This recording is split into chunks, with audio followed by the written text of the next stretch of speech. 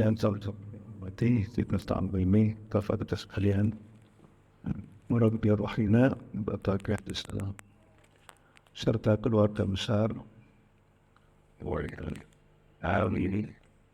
Alhamdulillah pada hari ini saya mendapatkan anugerah dari Allah Subhanahu wa taala bisa bertemu dengan Uki Salam serta para santri di sini dalam rangka silaturahim. Dan saya senang sekali kalau di sini ada kegiatan kequranan. Dan di sini saya melihat ada yang sudah ditasmi' berapa? 30 juz. 2 orang ya. Kemarin sudah ditasmi'. Berapa jalsah? 1 kali. Oh, mulai dari jam berapa? Dan dalam baca. Masya Allah, Masya Allah. Satu persatu apa gimana? Satu-satu ya? Satu orang ya. Ini luar biasa ini. Untuk bisa menciptakan orang yang semacam ini tidak gampang. Tidak gampang. Ini perlu energi spiritual yang luar biasa. Kalau seandainya ada orang siapapun yang ingin menghafalkan Al-Quran atau ingin belajar Al-Quran atau ingin mengerti tentang isi kandungan Al-Quran, apapun keinginannya apabila berkaitan dengan Al-Quran, maka ketahuilah bahwa keinginan itu adalah datang dari Allah Subhanahu wa taala melalui malaikat yang ditunjuk oleh Allah untuk memberikan motivasi. Karena pada diri setiap orang itu adalah lambatani. Lambatul malaki wa lambatus syaitan. Begitu ada tekanan ataupun keinginan untuk melakukan. Kalau seandainya lambatus syaitan itu i'asum ila syarr, itu menggiring seorang untuk melakukan perbuatan yang jelek. Dalam lambatul syaitan, lambatul malak itu adalah ajakan kepada setiap orang untuk melakukan perbuatan kebaikan. Tinggal kita saja, apakah kita itu akan mengeksekusi keinginan itu atau tidak. Kalau begitu ada keinginan untuk menghafalkan Al-Quran, maka orang yang diberi taufik dan hidayah dari Allah akan mengeksekusi keinginan itu untuk langsung action, langsung datang ke pesantren untuk menghafalkan Al-Quran. Itu cara Allah Subhanahu wa taala.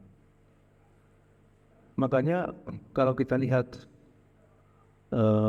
bahwa pada hari kiamat nanti para syaitan itu merasa tidak bersalah.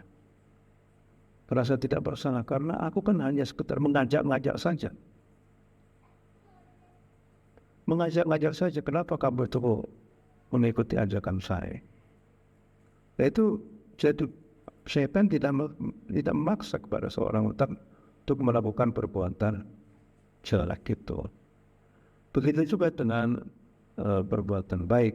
Ya, ini adalah ajakan dari malaikat untuk melakukan perbuatan kebaikan. Salah satu perbuatan kebaikan yang bagus itu adalah menghafalkan Al-Quran Al-Karim.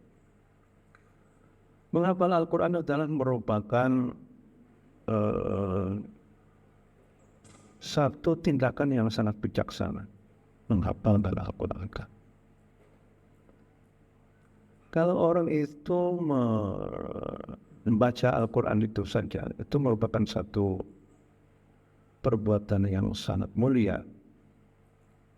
Membaca satu huruf itu mendapatkan 10 kebaikan. Jadi ini sesuai dengan firman Allah, "Man jaa'a bil hasanati falahu asyru amsalihha, wa man jaa'a bis sayyi'ati fala yujza illa mithlaha wa hum la yuzlamun. Siapa orangnya yang melakukan perbuatan kebaikan sampai saja satu perbuatan kebaikan. Nah ini orang membaca Al-Quran itu dihitungnya itu tidak setiap ayat, tidak setiap kalimat, tapi setiap huruf itu dianggap sebagai satu perbuatan baik. Kalau seandainya orang membaca Yasin itu berarti 2 huruf. Alif Lam Mim itu 3 huruf. Alif 1 huruf. Alif, ya. Alif Lam Mim itu 1 huruf. Karena ini namanya huruf. Ini namanya huruf, namanya lam. Ini namanya alif. Ini namanya mim. Itu 1 huruf. Orang kalau menghafalkan Al-Quran Al-Karim, maka terlebih dahulu adalah membaca Al-Quran dengan secara benar, secara lancar terlebih dahulu. Jangan sampai orang menghafal Al-Quran itu belum lancar. Karena kalau belum lancar maka bisa salah-salah. Kalau bisa salah-salah maka dia akan menghafalkan bacaan yang tidak benar, bacaan yang salah. Kalau seandainya dia menghafalkan bacaan yang salah, untuk memperbaikinya itu agak susah lagi itu. Maka bisa kita bayangkan ya, kalau orang menghafalkan Al-Quran Al-Karim, itu biasanya itu menghafalkan, membaca satu ayat itu berulang-ulang. Satu ayat itu berulang-ulang sampai 10 kali, sampai kadang-kadang 20 kali, bahkan sampai 40 kali. Nah, misalnya orang ya ayyuhalladzina amanu kutiba alaikumus syiyamu kama kutiba alal ladzina min qablikum la'allakum tattaqun. Ini tidak akan bisa dihafalkan satu kaligus, tapi harus berkali-kali. Ya ayyuhalladzina amanu kutiba alaikumus syiyam. Bisa jadi dibagi menjadi beberapa bagian.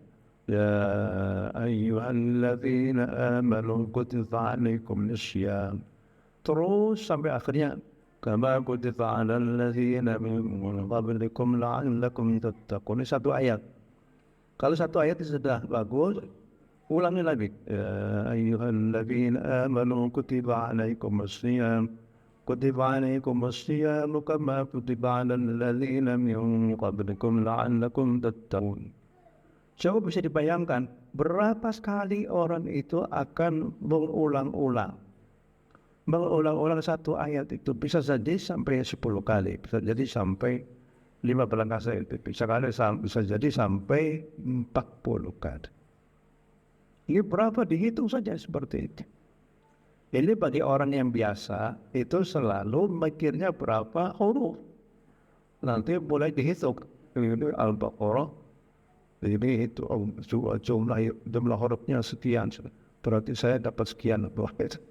Kalau orang yang biasa itu seperti itu, tapi bagi orang yang lebih daripada itu, maka dia pasrahkan saja kepada Allah Subhanahu wa Ta'ala. Yang penting kita bisa menjadikan Allah itu senang.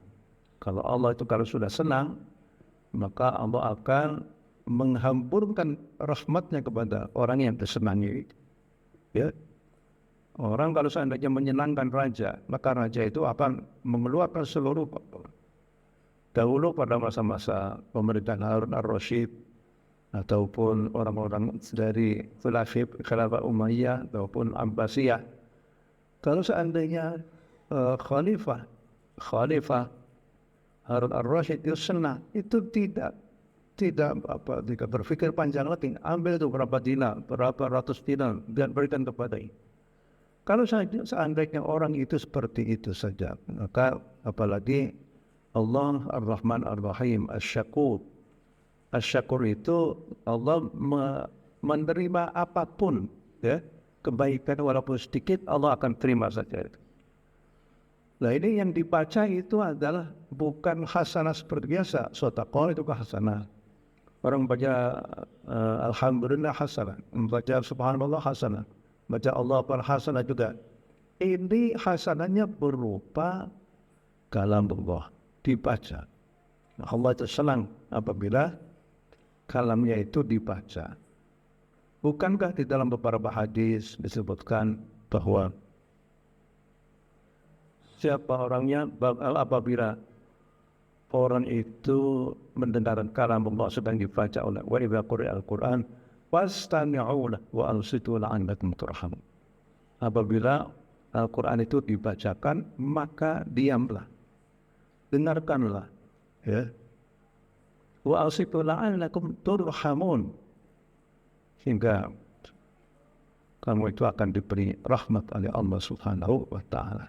Itu Allah senang apabila ada orang yang seperti itu. Karena apa? Berarti kalamnya itu laku. Ini bahasa saya saja. Kalamnya saya itu laku. Buktinya ada orang yang mau mendengarkan kalamku itu.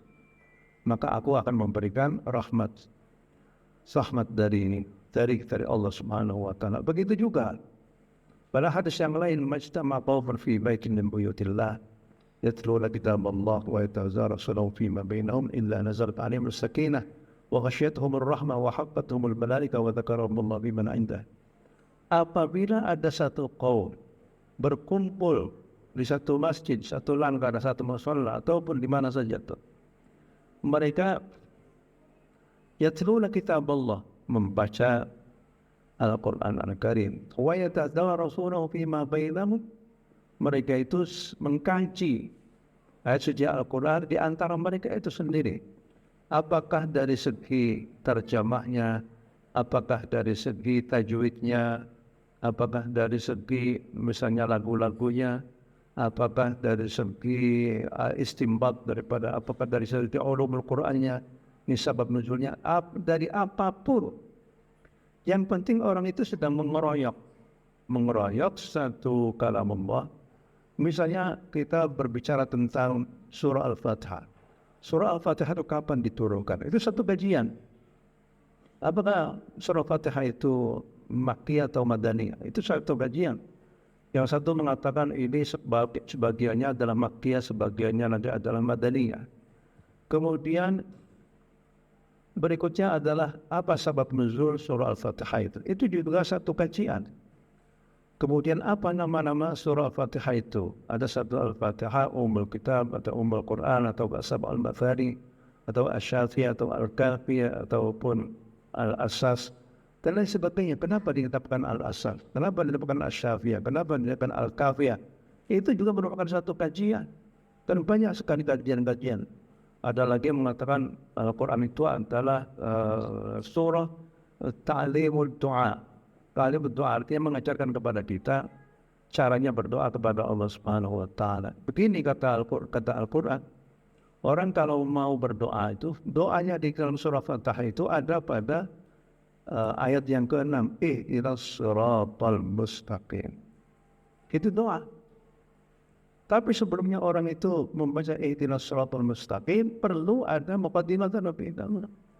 Muqaddimahnya itu apa? Muqaddimahnya adalah membaca tahmid terlebih dahulu atau Bismillahirrahmanirrahim, memulai pekerjaannya dengan niat atas nama Allah Subhanahu wa taala. Kemudian memuji Allah Subhanahu wa taala. Ar-Rahmanir-Rahim itu juga pujian kepada Allah. Malik Yaumiddin adalah pujian kepada Allah Subhanahu wa taala. Iyyaka na'budu wa iyyaka nasta'in itu adalah modal kita. Modal kita meminta kepada Allah itu adalah karena kita itu memuji ataupun kita itu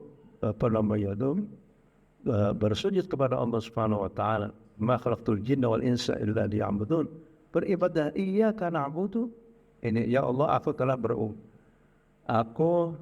beribadah kepadamu sekarang maupun pada yang akan datang. Karena na'budu itu adalah fi'il mudhari' itu mempunyai zaman, sekarang, dan istiqbal. Ini adalah merupakan kewajiban kita. Kita perlihatkan kepada Allah kewajiban kita bahwa kita dalam beribadah kepada Allah Subhanahu wa taala. Wa iyyaka nasta'in, kita hanya meminta segala sesuatu itu dari Allah Subhanahu wa taala. Barulah setelahnya kita memuji, kita mengeluarkan tentang apa yang telah kita lakukan, yang berbuat ibadah kepada Allah Subhanahu wa taala, barulah kita peringatkan kepada Allah, ihdinas siratal mustaqim. Apa itu hidayah? Kalau seandainya hidayah itu kita kita apa namanya itu, kita urai kembali. Hidayah itu ada macam-macam. Ada yang namanya hidayatul wujudan, ada hidayatul apa lagi? Hidayatul wujudan, kemudian hidayatul hawas, ya. Hidayatul hawas, kemudian hidayatul aql. Itu juga hidayah dari Allah Subhanahu wa taala.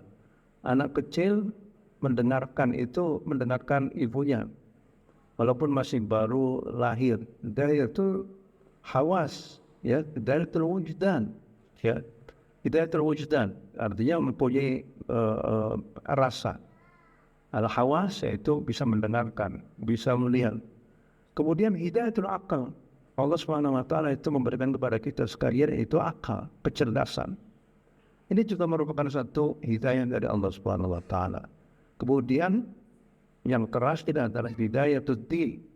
Apabila orang itu, ya, apabila orang itu bisa mengkaji isi kandungan surah Al-Fatihah, itu banyak sekali. Kata sahabat Imam Ali bin Abi Thalib, kalau seandainya aku mau, aku bisa menafsirkan surah Al-Fatihah itu berkilo-kilo apa namanya itu sumpukan kertas yang bisa dibawa oleh berapa puluh orang onta. Ini baru surah Al-Fatihah. Kalau seandainya ada satu kelompok, apakah ibu-ibu ataupun bapak-bapak ataupun siapapun juga keluar di itu ada dosa mendengarkan kepada diri. Ya, apabila orang itu mengkaji seperti itu, maka kata Allah, illa nazalat alaihim as-sakinah, kecuali akan turun kepada kelompok itu as-sakinah, itu kedamaian hati. Tidak ada orang yang mengkaji Al-Quran kemudian recok, kemudian saling baku hantam, enggak ada. Kok tahu seperti itu? Wa ghasyiyatuhumur rahmah, rahmat Allah yang tadinya bergelantungan itu akhirnya pada turun gitu. Allah akan memberikan rahmat. Itu apa sih rahmat itu? Rahmat itu adalah keinginan Allah untuk memberikan sesuatu yang terbaik kepada orang yang diingin, yaitu iradatul khairi ilal ghair. Iradatul khairi ilal ghair, keinginan untuk menyampaikan kebaikan kepada orang lain, itu namanya rahmat. Dan Allah itu Rahman dan Rahim, ya.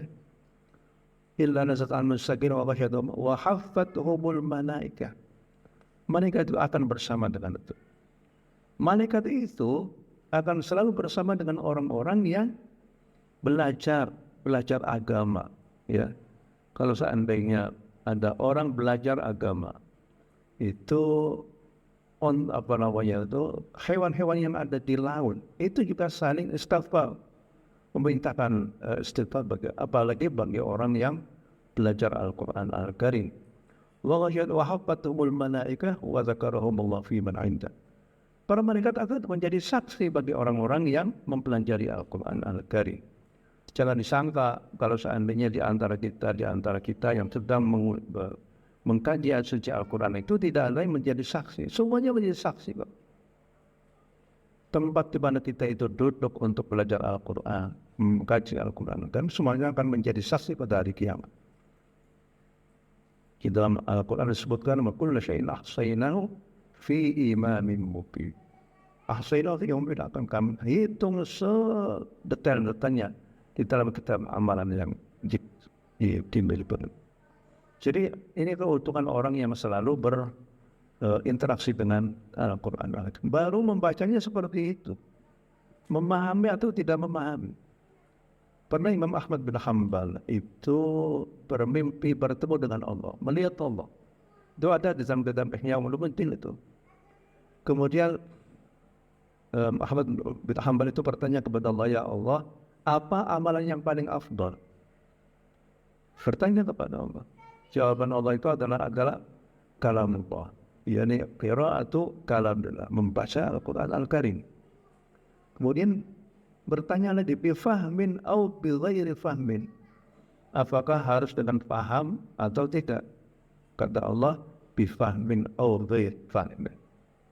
Itu apakah kita itu mengerti isi kandungan surah yang kita baca atau tidak? Itu bagi Allah nggak ada. Yang penting membaca ayatnya itu. Karena yang namanya Quran itu adalah ayat-ayat yang dengan bahasa Arabnya. Kalau bukan bahasa Arab itu bukan namanya Al-Quran. Kalau kita lihat misalnya berdasarkan kitab Injil, kitab Taurat itu dibaca dengan bahasa yang bukan bahasa aslinya. Kita membacanya dengan dengan bahasa Indonesia. Ya bukan kitab Injil, itu terjemahan kitab Injil. Ya. Kita tidak tahu bagaimana Injil itu apakah dengan bahasa Suryani, apakah bahasa Ibrani atau yang lain. Enggak ada. Sampai sekarang tidak ada kitab suci selain agama Islam itu yang masih dalam keadaan berbahasa aslinya itu.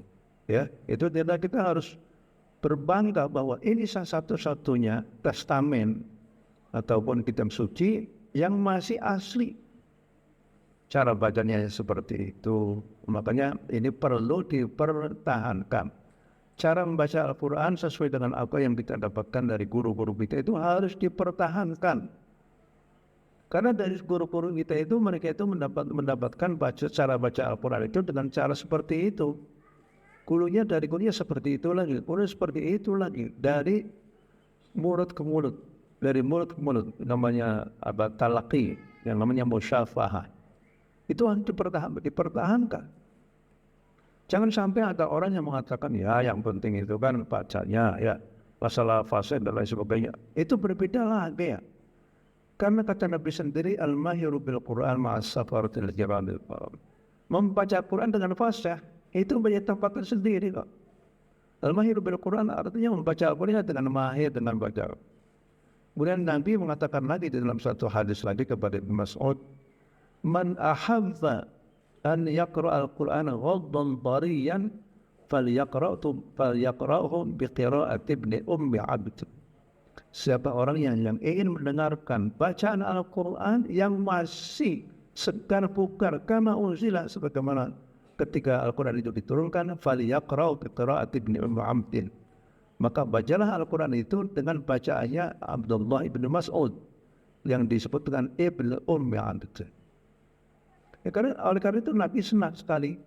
Pernah pada satu saat Nabi meminta kepada sahabat Abdullah bin Mas'ud, Iqra' alayya. Ya Ibn Mas'ud, bacalah Al-Quran di hadapan saya. Kemudian kata Ibn Mas'ud, aqra'u alayka Al-Quran wa alayka unzil.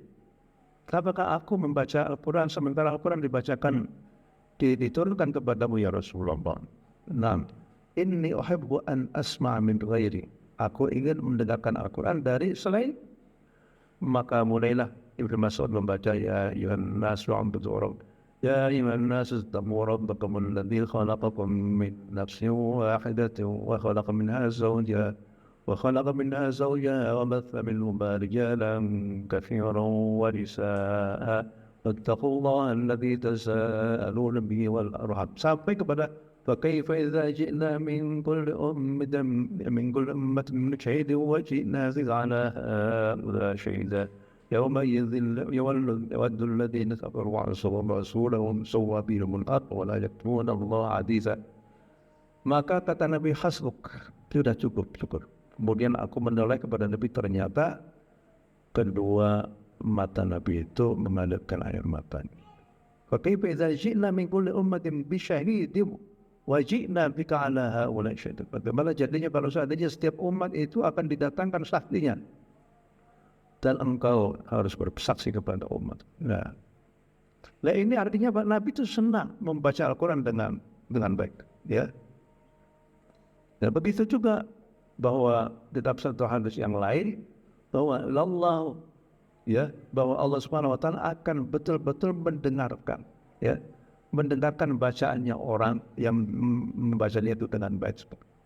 Bukankah juga Nabi itu memerintahkan kepada orang, ya ummukum aqra'ukum li kitabillah. Hendaklah yang menjadi imam di antara kamu itu adalah orang yang paling bagus bacaannya. Bagaimana jadinya kalau orang itu tidak mengindahkan baca? Allah itu indah, kalamnya itu indah. Hukum-hukum yang ada di dalam Al-Quran itu juga semuanya indah, semuanya itu. Allah senang apabila kalamnya itu dibaca dengan suara yang indah.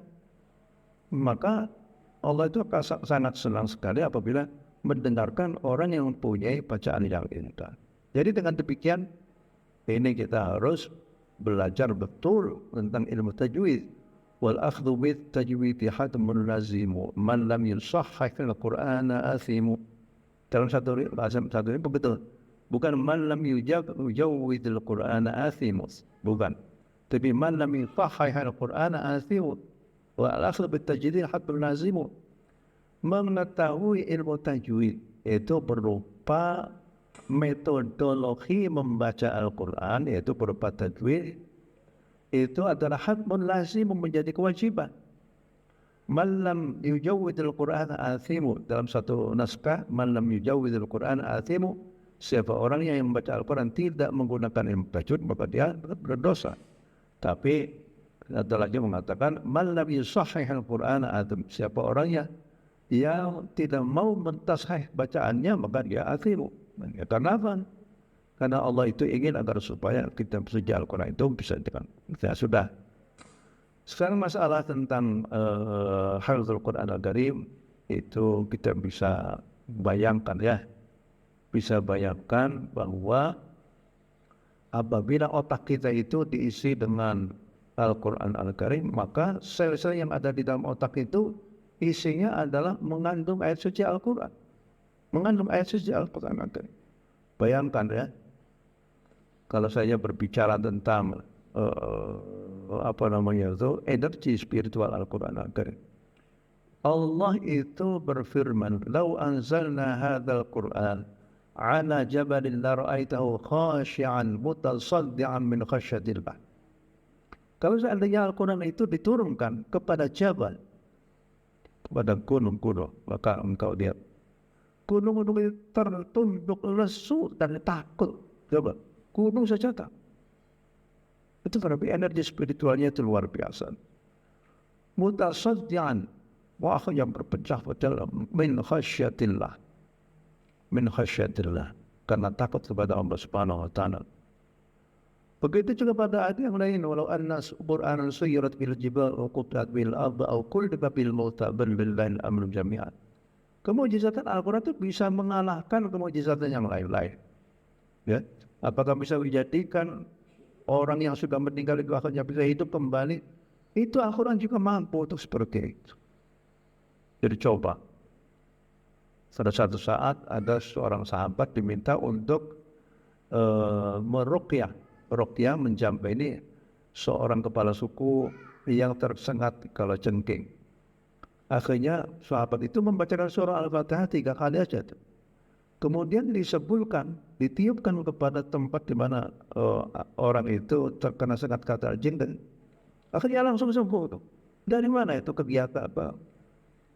Itu tenaga spiritual itu luar biasa. Tenaga spiritual. Kalau kita lihat misalnya dalam hadis yang lain, inna syaitana la yafirru minal bait alladhi yuqra bihi suratul Baqarah. Syaitan itu akan lari dari rumah yang dibacakan di dalamnya surah Al-Baqarah. Coba ya, kalau seandainya hal-hal yang seperti ini itu kita kumpulkan, Al-Quran itu energi spiritualnya itu luar biasa. Luar biasa. Kita harus yakin. Harus yakin bahwa di dalam diri Al-Quran itu ada energi spiritual. Apalagi kalau seandainya misalnya pada hari kiamat kata Nabi, "Iqra'ul Qur'an fa innahu ya'ti yaumal qiyamati syafi'an li ashabi." Bacalah Al-Quran karena Al-Quran itu pada hari kiamat akan menjadi pemberi syafaat kepada orang yang menjadi sahibnya. Energi spiritual juga. Ternyata Al-Quran itu diam-diam akan menjadi saksi pada hari kiamat. Ya, mushaf yang kita baca, kita gunakan untuk membaca Al-Quran, kelihatannya diam, tapi ini adalah merupakan CCTV kita ini. Dan akan menjadi saksi pada hari kiamat.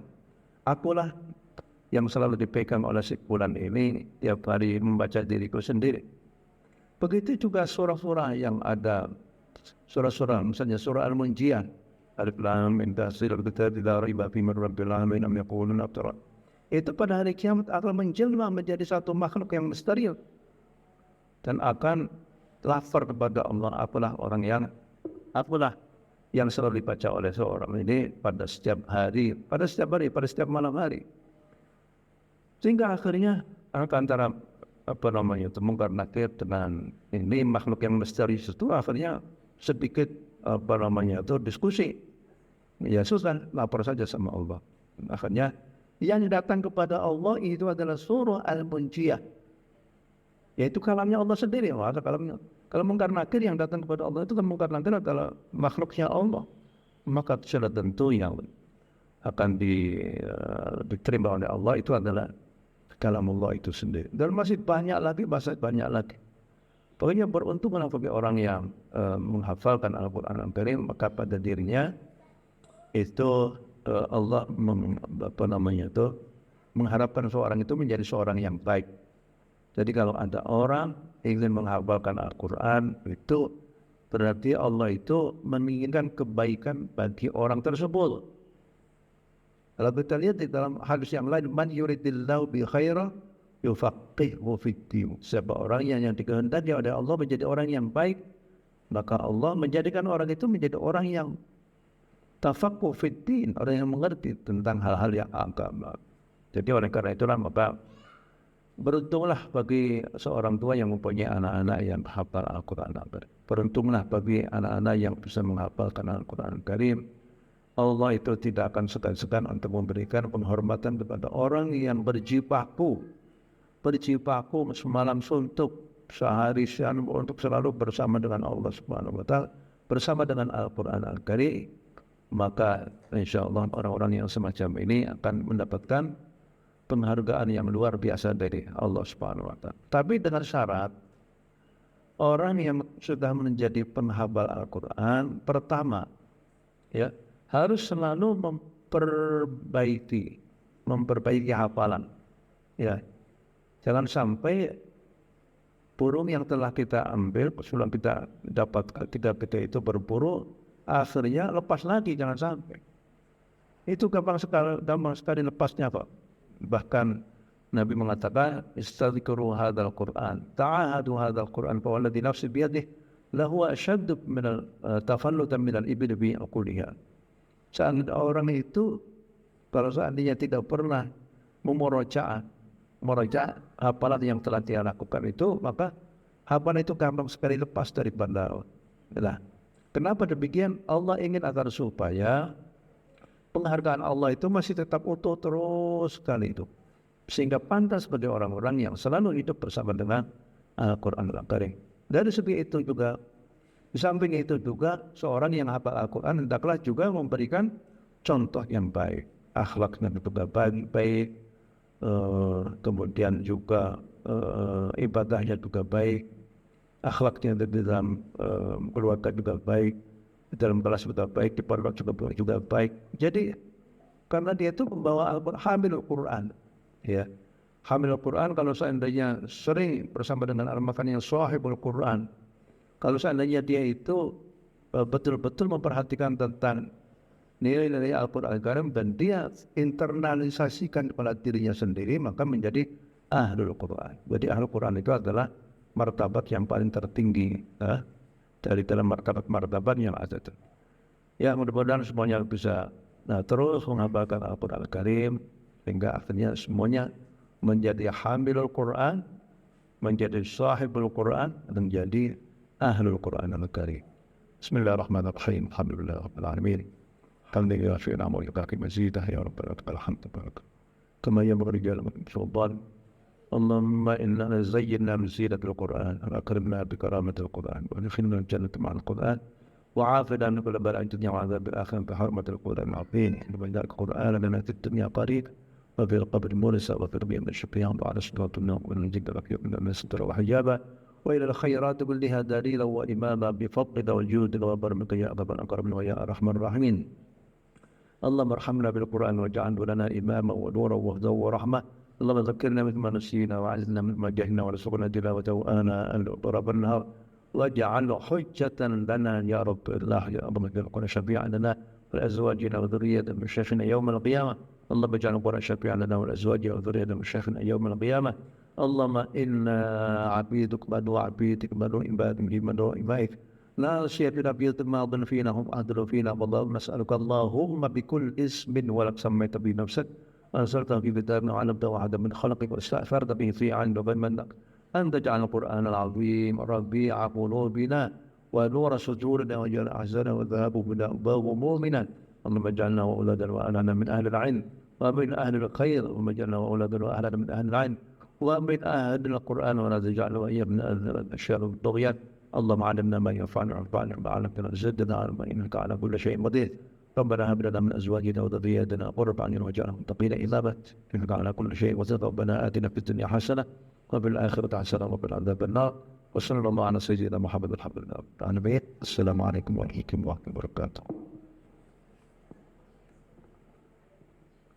Insyaallah, alhamdulillah, jazakallah khair. Insyaallah setelah ini Bapak dan guru-guru kami yang lain, mohon keberkahannya peletakan batu pertama pendopo Al-Quran untuk santri putra. Setelah itu makan bersama, sholat, selesai aja. Ada jauh sedikit.